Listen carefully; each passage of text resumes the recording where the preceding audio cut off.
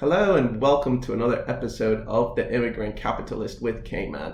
Thanks for being here. I hope you're happy and hope you're well. This is the third episode of season 1. If you haven't seen the other videos, you can check them out in this playlist right here. You can watch the IKEA trip, for example, that helped build this backdrop. Let's get started.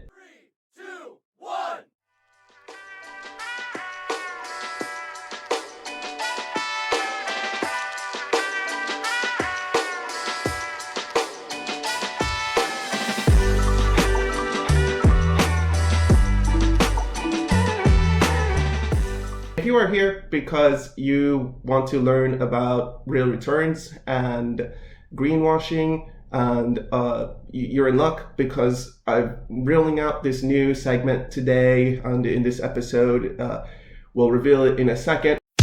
To the glossary. And I spent some time on that actually, and I hope you enjoyed the cut there. But so we'll start with the new segment. To the glossary. Here we are on the glossary page of Investor.gov, and I want to share with you today what is greenwashing. So I type in here, search for it, and now let's read together how the SEC defines greenwashing. Greenwashing is the act of exaggerating the extent to which products or services take into account environmental and sustainable factors.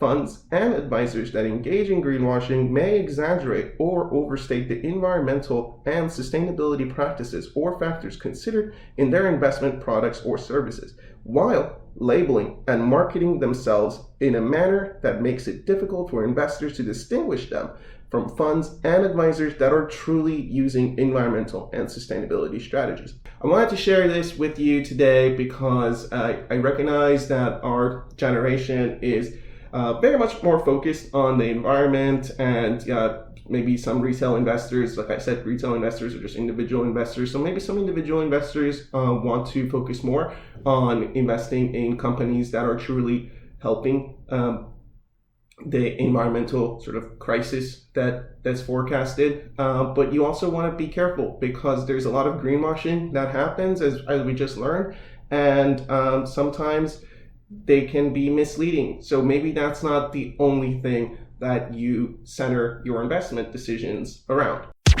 To the glossary.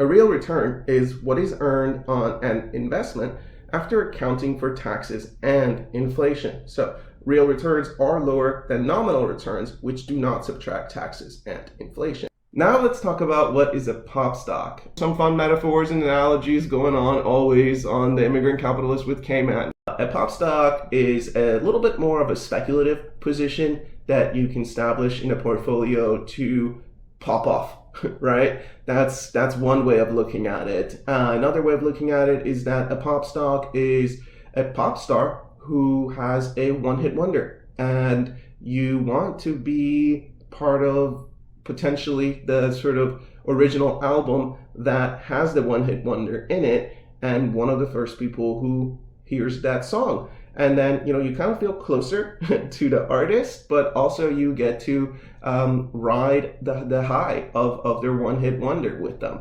A pop stock has the potential to pop off, as I mentioned, but it also has the potential to pop and deflate. I hope you found good value in this episode, and hopefully you're walking away with something that you've learned. And if you have a pop stock, put it in the chat. All right, the only way that I can find out if people are enjoying this content and it's resonating with them is if you share feedback in the comments. So I do appreciate it. And like I said, if this is just your first time, I hope you enjoyed the experience. Go check out some of the other content. And if you've been with the channel since the very beginning, thanks so much. It means a lot to have you along this journey. And I will see you next time. Bye-bye. Subscribe, share, like, or leave a comment. This message was generated by AI. See you next time.